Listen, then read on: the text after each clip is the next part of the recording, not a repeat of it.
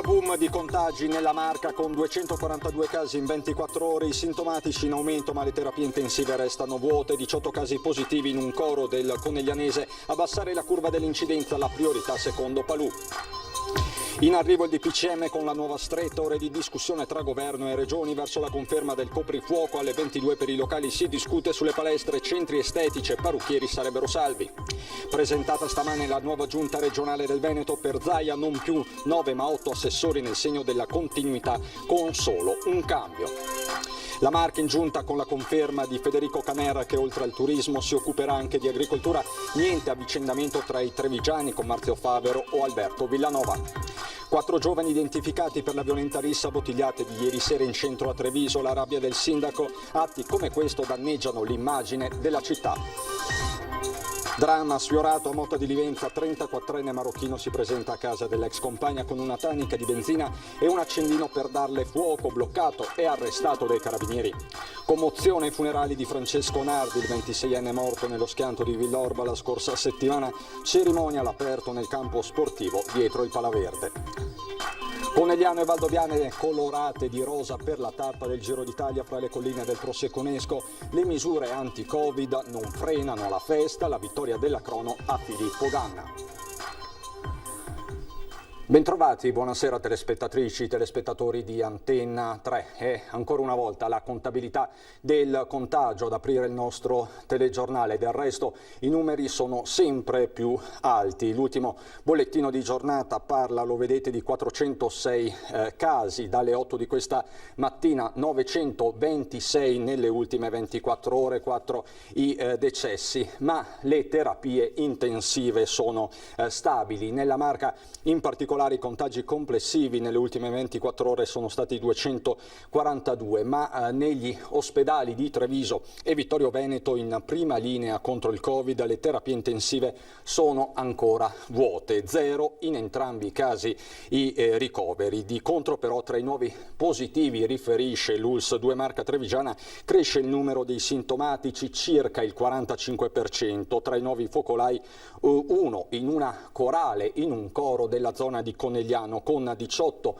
positivi su 35. Un altro focolaio si registra in un'azienda del Trevigiano dove però i tamponi sono stati eseguiti privatamente, il numero di positivi non è ancora stato precisato. Nelle scuole invece è da registrare una nuova classe della scuola dell'infanzia che è finita in quarantena.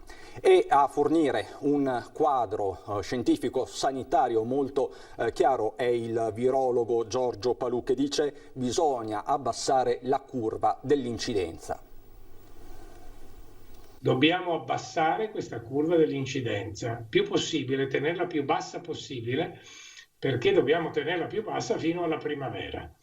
Almeno quando le condizioni per la diffusione del virus cominceranno ad essere un po' più difficili. Questa è la priorità per Giorgio Palù, tra i massimi esperti di virologia a livello internazionale, nei giorni in cui la curva dell'incidenza del Covid è cresciuta esponenzialmente in Italia e a nord-est. L'andamento esponenziale significa che in Italia mediamente ormai quasi l'11% dei tamponi effettuati sui nuovi soggetti è positivo. Quindi siamo passati dall'1% all'11% con un incremento di tipo esponenziale. Gli altri due parametri che danno la misura di una pandemia insieme all'incidenza, spiega sempre Palù, sono morbosità e letalità, fattori ancora sotto controllo come dimostra l'alto tasso di asintomatici e il basso numero di posti letto di terapia intensiva occupati, ma l'autunno è lungo e le misure di prevenzione vanno intensificate. Ridurre il più possibile l'affollamento con le misure che sta prendendo il governo e poi, se necessario, dei lockdown che dovranno per forza essere localizzati nello spazio-tempo. Mi pare che una cosa il Veneto l'abbia già sperimentata in Comelico con successo. Ma un conto è un nuovo giro di vite o un lockdown territoriale, un altro un possibile lockdown generale, magari a Natale come ipotizzato da Andrea Crisanti. Qui Palù diventa tranchant. Io mi domando, e voi dovreste domandarvi, che siete responsabili della comunicazione, come mai si dà fede e credito a certe dichiarazioni. Uno scienziato, uno che si occupa di scienza, dovrebbe occuparsi di scienza e non di questioni politiche. Lasciamole fare ai politici queste scelte. Seconda cosa, chi è Andrea Crisanti? Credo che l'ho già detto, è uno zanzarologo, cioè un entomologo, è esperto della riproduzione sessuata di malaria, a che titolo, con quale competenze e a che base. E la politica sta facendo proprio in queste ore le proprie scelte. Sembra ormai certo si va verso il coprifuoco alle 22 di sera, ma non è l'unica azione sul tavolo del governo. In questo servizio facciamo il punto aggiornato della situazione. Quello che è certo è che ci sarà un nuovo DPCM che arriverà tra domenica e lunedì e che il confronto a tutti i livelli procede a ritmo serrato. Una stretta ci sarà, come e in che termini lo si capirà nelle prossime ore, anche dopo aver ultimato il giro di consultazioni con le regioni. L'obiettivo è evitare strappi come quello avvenuto in campagna con il lockdown della scuola, imposto dal governatore De Luca, subito contestato dal ministro Azzolina. L'unica misura a essere data per scontata al momento è quella del coprifuoco alle 22, con la Lombardia che l'ha già resa operativa dalla mezzanotte, stop quindi alla movida in vista. In queste ore sembra escludersi invece la chiusura dei servizi alla persona, leggi parrucchiere, ma qualche restrizione potrebbe riguardare le palestre. A Palazzo Balbi il governatore Zaia, alle prese con la nuova giunta, ha ragionato a voce alta. Come fai a chiudere un parrucchiere e tenere aperto un ristorante? Come fai? Un ventaglio di ipotesi quindi con gli operatori che navigano nell'incertezza come nei giorni bui del lockdown di primavera. Le aziende sono molto preoccupate ovviamente in queste ore, c'è molta sfiducia, c'è molta incertezza e quindi questo non fa bene all'economia. Economia che è già in ginocchio così, senza ulteriori restrizioni, ha spiegato la stessa CGA. Il meno 10% di PIL preventivato a livello italiano significa bruciare 160 miliardi di euro, come se il Veneto fosse stato in lockdown per tutto l'anno, l'immagine utilizzata dall'Istituto di Mestre. Da qui la necessità di tagliare subito le tasse e stimolare un po' di consumi. Lo spettro è la fine della moratoria dei licenziamenti. Fino adesso abbiamo tamponato dal punto di vista occupazionale grazie al blocco dei licenziamenti. È ovvio che questa misura non può essere protratta all'infinito, probabilmente verrà tolta a partire dal 1° gennaio, ma da lì inizieranno i problemi. Chiedono di essere coinvolti gli artigiani anche in queste ore cruciali. Possiamo ragionare su tutte le ipotesi del mondo, ma bisogna prepararle. E per prepararle è molto complicato e dobbiamo fare in modo anche di evitarle. Dicevamo quindi che in queste ore sembra rientrare lo spettro di limitazioni per parrucchiere ed estetiste, ma la categoria è sugli scudi ed è molto molto preoccupata.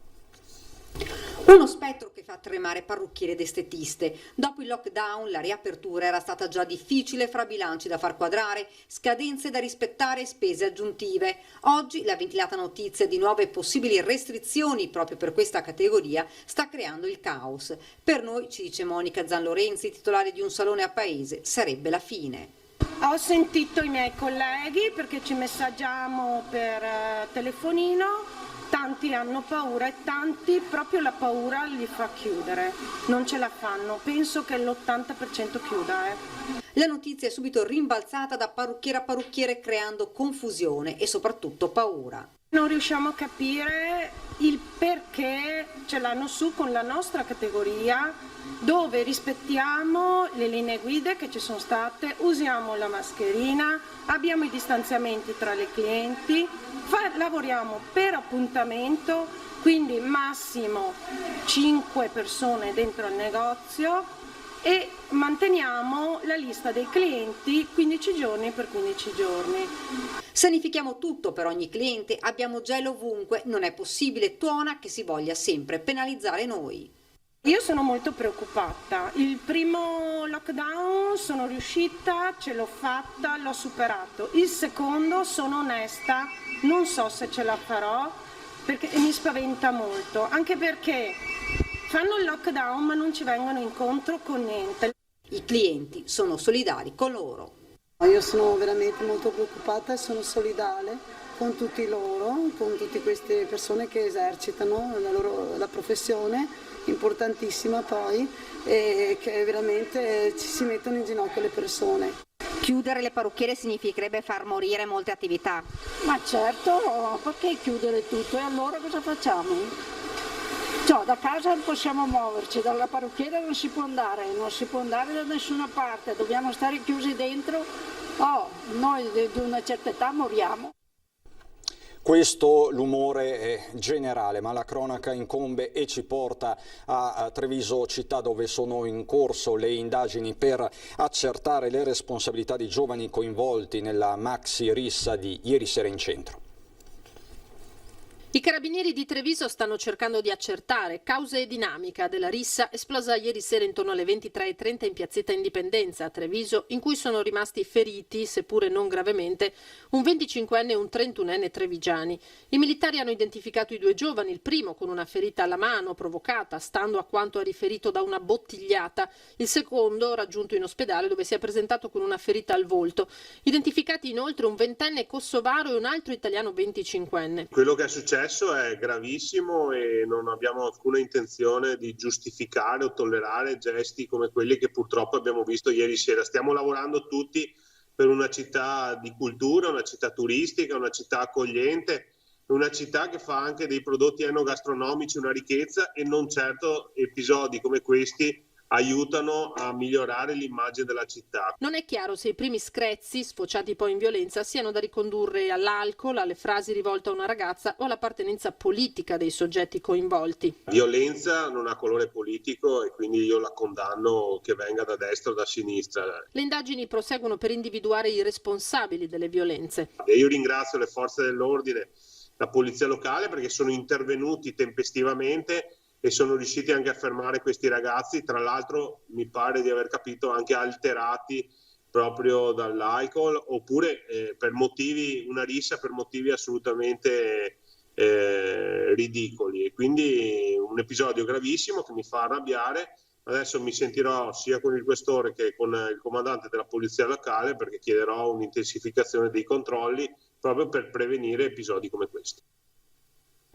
Drammatico incidente stradale poco dopo le 13:30 di oggi in via Santa Bonavecchia a Treviso. Una donna ha perso il controllo della sua auto, il mezzo si è ribaltato finendo in mezzo alla carreggiata, lo vedete dalle immagini. Sul posto i vigili del fuoco di Treviso, una pattuglia della polizia locale e l'ambulanza del SUEM 118 che ha soccorso la conducente dell'auto, ricoverata in condizioni molto gravi all'ospedale Cafoncello. Una situazione clinica che è in evoluzione. La politica, con la presentazione della nuova giunta regionale questa mattina a Palazzo Balbi. Io sono molto preoccupato, e guardate che gli indicatori economici che abbiamo non sono positivi. C'è disoccupazione, c'è conflitto sociale, c'è difficoltà, abbiamo l'aumento della povertà. Noi dobbiamo fare la nostra parte, ovviamente il governo deve fare la propria, e approfittando di questi 209 miliardi di recovery fund che devono essere destinati veramente a misure consistenti e solide e non ad assistenzialismo, se no è finita. La terza giunta regionale sotto la presidenza di Luca Zaia nasce in uno dei periodi più difficili nella storia recente del Veneto. Di questo ne sono coscienti tutti a Palazzo Balbi. Gli assessori, 3 donne e 5 uomini, firmano per l'accettazione dei decreti di nomina con deleghe che per la maggior parte saranno sostanzialmente uguali al quinquennio precedente. Rispetto a 5 anni fa mancano Gianluca Forcolini e Giuseppe Pan, ma il nuovo ingresso è solo lo iesolano Francesco Calzavara, con deleghe a finanze e bilancio. Una riduzione di assessori, spiega Zaia, al passo con l'austerity del periodo. Ho fatto questa scelta sapendo che il momento non è facile, partiamo con 8 assessori, non con 10, sono tutte persone che sono esperte da un punto di vista amministrativo e quindi non perderemo tempo. Viviamo con ansia lo sblocco della possibilità di licenziare, sappiamo che abbiamo già perso 60.000 posti di lavoro, il Covid ha dato una mazzata anche ai nostri territori, dobbiamo lavorare pancia a terra. La prima giunta è convocata già mercoledì alle 12, il primo obiettivo è l'approvazione del bilancio. Vicepresidente Elisa De Berti, riconfermata assessore ai trasporti. Assieme a lei ci sono Giampaolo Bottacin, Ambiente e Protezione Civile, Federico Caner, Turismo e Agricoltura, Cristiano Corazzari, Cultura, Sport e Sicurezza, Elena Donazzan, Lavoro, Istruzione e Formazione, Manuela Lanzarin, Sanità e Servizi Sociali e Roberto Marcato, Attività Produttive e Commercio. Nessuno le ha detto di no, ma tutti sono preoccupati. Sì, sono preoccupati perché gli assessorati sono dei macigni, sicuramente non sarebbero stati assessorati affrontabili da un neofita, da chi viene dalla società civile e comincia a cimentarsi. Per quanta esperienza possa avere uno, che so, essere un grande manager o altro, se non conosce la macchina rischia che in un momento come questo ci vuole un periodo di adattamento che noi non ce lo possiamo permettere.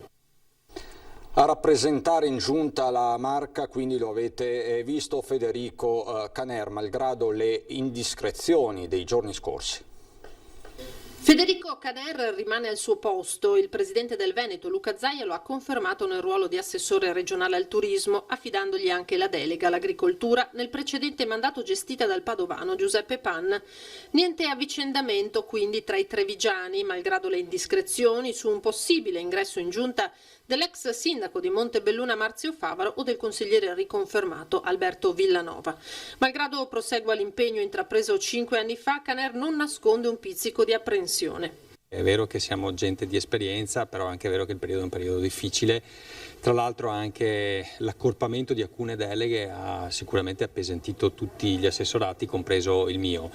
So di contare su validi collaboratori e anche della conoscenza del territorio, diciamo, però è ovvio che il tema del Covid mi sta preoccupando non soltanto dal punto di vista turistico, perché la ripresa proprio in questi mesi mette a repentaglio la stagione invernale, soprattutto in montagna, ma non solo, anche nelle città d'arte.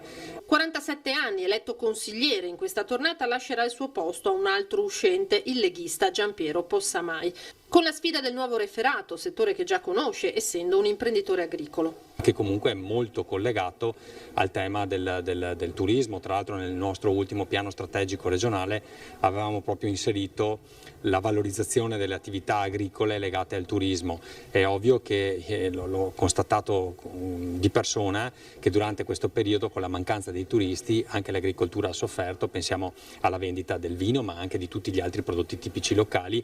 A Caneri infine anche la delega alla partecipazione alla conferenza Stato-Regioni. Sempre più diventa quel momento di confronto, se vogliamo quasi di un'attuazione del federalismo, anche se non, diciamo, scritto a livello costituzionale, ma come prassi. Ritorniamo alla cronaca con un fatto gravissimo successo a Motta di Livenza.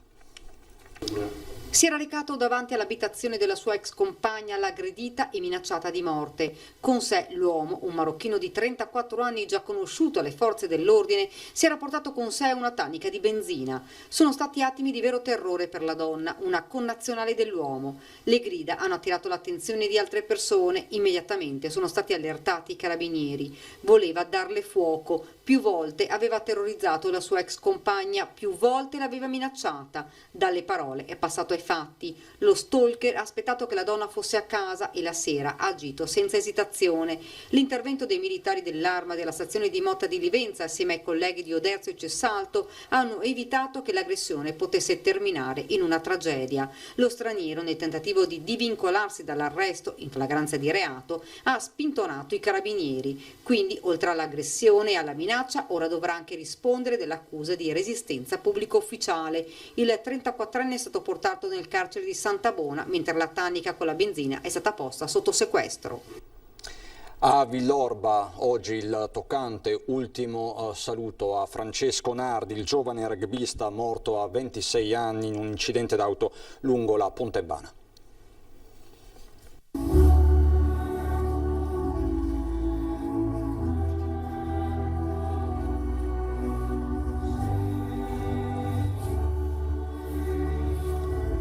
Gli amici portano a spalla la bara bianca, sul feretro la maglietta giallo-blu di tante sfide sul campo, addosso un'altra maglietta, quella con la foto di Francesco, in barca, davanti a lui un orizzonte infinito. Al campo sportivo del Villorba Rugby l'ultimo saluto a Checco Nardi, il gigante buono, morto da appena 26 anni nel terribile schianto di venerdì scorso lungo la Pontebana, un frontale fra due auto in cui è rimasto ferito anche l'amico che era al volante. In tanti, distanziati, ordinati sul manto verde e sugli spalti per seguire la funzione. Vogliamo chiedere allo Spirito Santo di rinnovare nei cuori di ciascuno di noi il dono della fede, per unirci a questa preghiera che diventa il nostro vero saluto a Francesco.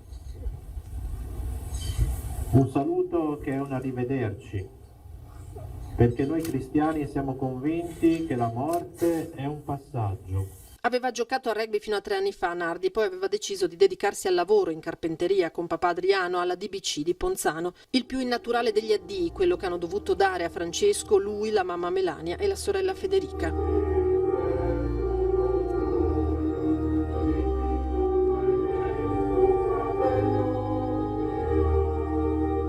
Sorridente, solare, chi gli ha voluto bene lo ha salutato con la stessa energia con cui Francesco ha vissuto la sua vita.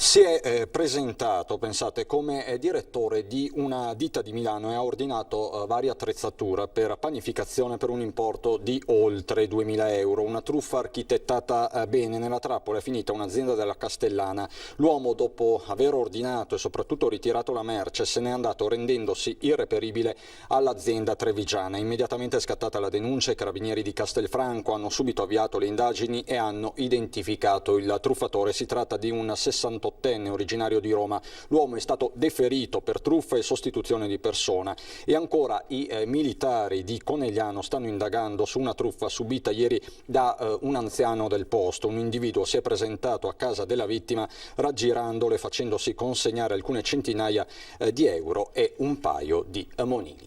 Ancora cronaca subito dopo la pubblicità.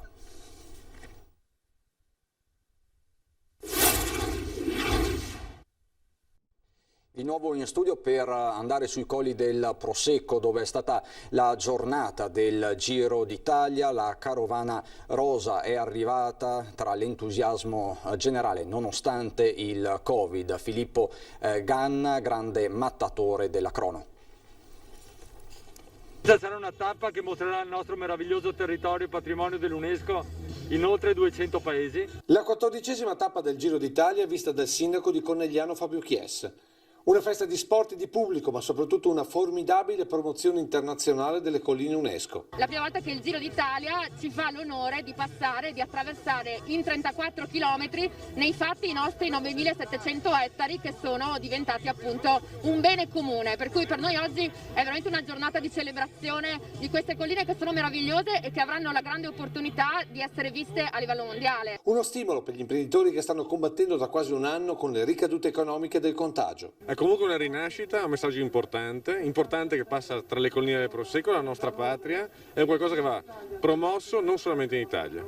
Una giornata di sport, uno stimolo per il territorio e per le imprese, ma anche un esempio di rispetto delle regole che i cittadini e i tifosi hanno dimostrato in tutti i luoghi attraversati dal Giro. Una soddisfazione in particolare per sindaci e amministratori che avevano posto fiducia nei propri concittadini, evitando di emanare ordinanze troppo restrittive. Abbiamo dato le giuste indicazioni per mantenere il distanziamento e essere il più possibile coerenti con le normative in vigore. La garanzia di rispetto, io ero sicuro, questo è stato l'esito, sicuramente i controlli, sicuramente aver affisso cartellonistica, aver ricordato cosa è importante rispettare, però insomma l'intelligenza dei nostri concittadini c'è e questo è il messaggio che voglio lanciare, voglio che sia evidente.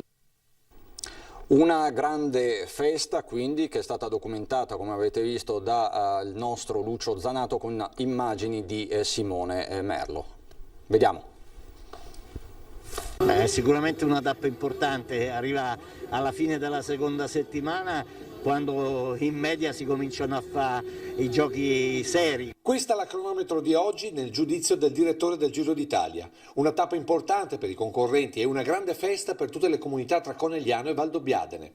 Una festa che la paura del contagio non ha intaccato, anzi, semmai ha rafforzato nella voglia di staccare almeno per un giorno, e comunque stando alle regole, dall'oppressione per il rischio Covid. Ecco allora, seppur sotto le mascherine, il sorriso di grandi e piccoli che attendevano a Conegliano, lungo corso Vittorio Emanuele, il via ai campioni. Si è già fatto il giro di 34 km? No. Ma lei ha fatto già il Ca del Poggio? Sì, più di 4 volte. Ma è vero che è uno stroncagambe? Abbastanza. Tu il Giro d'Italia lo stai seguendo? Con il nonno. Col nonno? Sì. Un inizio al piano con la gente ad applaudire fino alla curva e all'inizio del muro con una pendenza del 19%. Qui il tifo degli spettatori ha dato sicuramente quell'energia in più per affrontare il Gran Premio della montagna. Credo che sia un Giro d'Italia che la spunterà penso un giovane, perché in questo momento qua c'è bisogno di tanta salute e i giovani ne hanno. E da Ca del Poggio, costantemente seguiti da due ali di persone ordinatamente disposte e distanziate, i concorrenti sono passati via Refrontolo per l'intertempo di Pieve di Soligo, dove ad attenderli c'era anche uno dei fratelli del cardinale Beniamino Stella, stretto collaboratore di Papa Francesco. Lui ha molta passione della bicicletta, allora, ma in questo momento non so se sia seguendo, altre cose a seguire. Altre cose da seguire. Altra salita difficile, quella di Guia, dove l'entusiasmo si percepiva ad ogni passaggio. Emozione per questo Giro d'Italia? Sì, per fortuna passa ogni 2 o 3 anni, passa una volta, comunque è bene anche per la zona qua. Ecco, esatto. Per tutti. Infine l'arrivo in piazza Valdobbiadene dopo 34 km che il vincitore Filippo Ganna ha percorso in 42 minuti a quasi 50 all'ora. Anche qui una festa di gente per uno sport che puoi capire fino in fondo solo se ce l'hai nel sangue. Che passione è la bicicletta? È difficile da spiegare, chi lo prova lo può capire.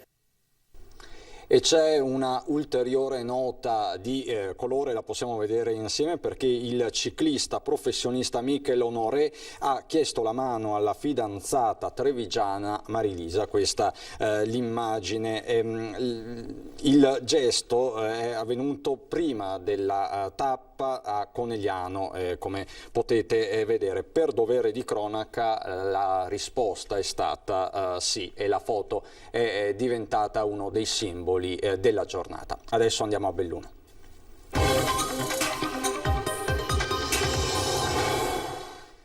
A Belluno, dove galoppa il contagio, 60 le nuove positività emerse nelle ultime 24 ore, come possiamo vedere anche dal report, 31 nella sola giornata di oggi. Di queste 15 sono riferite a operatori e ospiti di casa di riposo del territorio, quindi 15 casi nelle strutture residenziali per anziani, 23 casi emergono invece dal noto focolaio di Cadore, Comelico, Ampezzano. Le persone attualmente ricoverate negli ospedali dell'Ulsa Dolomiti sono 28, in area non critica a Belluno, 15 a Feltre e 3 in terapia intensiva a Belluno. Quindi questo è il quadro aggiornato sul fronte del contagio in provincia di Belluno, dove a essere contagiata è anche l'economia. In aiuto di imprese ed enti locali arriva però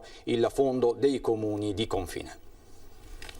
E dobbiamo progettare anche in maniera molto veloce con progetti concreti. Noi vogliamo che queste cose si vedano immediatamente nel territorio, perché il Covid ha questa necessità. Devono essere progetti spendibili immediatamente, e quindi l'appello che faccio è che come sempre il territorio possa veramente produrre delle progettualità importanti, ma anche pronte all'uso. Poco meno di 2 settimane per presentare progetti anti-Covid sul territorio, questa è la tempistica stretta del bando promosso dal Fondo dei Comuni di Confine. A ribadirlo, appellandosi a mondo pubblico e privato, lo stesso Roger Demenec, che del fondo è il presidente. Stiamo parlando di circa 8 milioni e mezzo di euro, fondi che possono essere spesi subito, con l'indirizzo di venire incontro alle necessità dei comuni, ma anche di imprese e cittadini che hanno subito i danni ingenti di questa grande pandemia. Le risorse su input della provincia di Belluno potranno essere destinate a tutto il territorio, non solo quindi ai comuni di prima o seconda fascia. Il Covid ce lo insegna, ma la strategia per le aree di montagna anche. È molto importante fare politiche di area vasta. Ed è stato riconfermato assessore regionale Giampaolo Bottaccin, mister preferenze nel bellunese, oltre 9.000 sulle deleghe alla protezione civile, all'ambiente e alla specificità della provincia di Belluno, così come prevista dall'articolo 15 dello statuto. Con la nomina di Bottaccin scatta il seggio in consiglio regionale a Palazzo Ferrofini per Giovanni Puppato della lista Zaia, 64 anni di Limana, dove è stato anche vice sindaco. Quindi a Venezia i bellunesi saranno 3, Puppato appunto, Silvia Cestaro e Bottaccin. Questa la reazione del nuovo assessore questa mattina a Palazzo Balbi.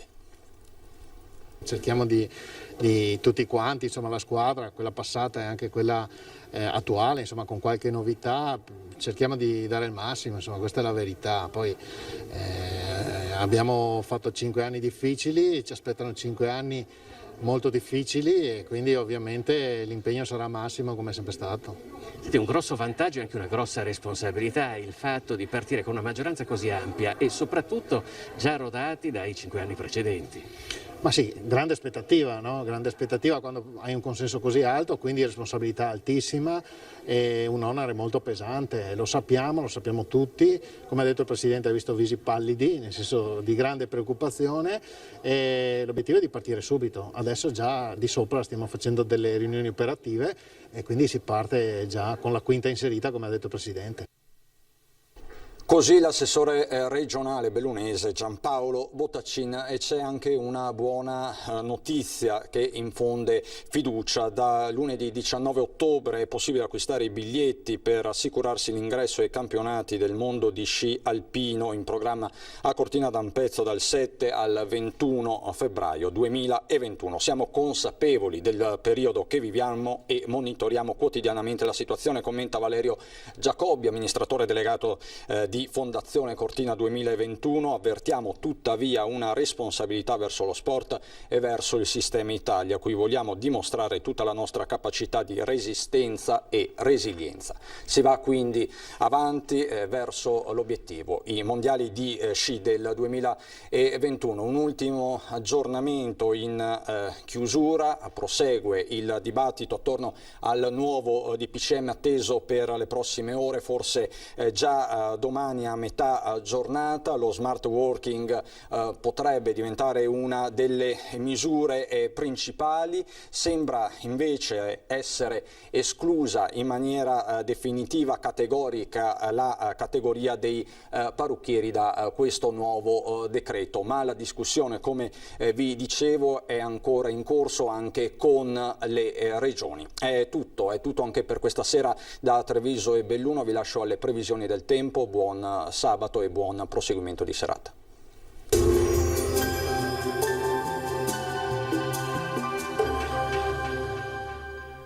Società Agricola Torresan. Dai nostri animali nati e allevati nel cuore del Montello produciamo solo carni e salumi genuini. Nuova apertura a Ponzano Veneto. Benvenuti al meteo. Pressione in ulteriore aumento, sarà dunque asciutto e stabile nella giornata di domenica 18 ottobre. La situazione nel dettaglio. Sul Veneto condizioni di tempo stabile anche in prevalenza soleggiato, salvo probabili riduzioni della visibilità durante le ore più fredde in pianura e in qualche vallata. Al pomeriggio addensamenti in montagna, ma in genere senza precipitazioni. Temperature sostanzialmente stazionarie, minime tra 3 e 9 gradi, valori massimi invece tra i 15 e i 17 gradi. Spostiamoci ora sul Friuli Venezia Giulia. Anche qui sarà una bella giornata di sole dappertutto, il cielo si presenterà sereno o al massimo velato e non sono previste piogge. Temperature minime fino a 9 gradi, massime invece intorno ai 17 gradi. Infine uno sguardo al Trentino Alto Adige, non cambia lo scenario, qualche nebbia al mattino e dopo il tramonto, soleggiato invece durante il giorno. Temperature minime sui 3-4 gradi, massime fino a 16 gradi. Dal meteo per ora è tutto, io vi auguro un buon proseguimento in compagnia di Antenna 3. Arrivederci.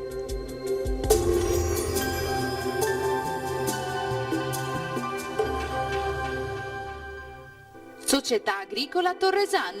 Dai nostri animali nati e allevati nel cuore del Montello produciamo solo carni e salumi genuini. Nuova apertura a Ponzano Veneto.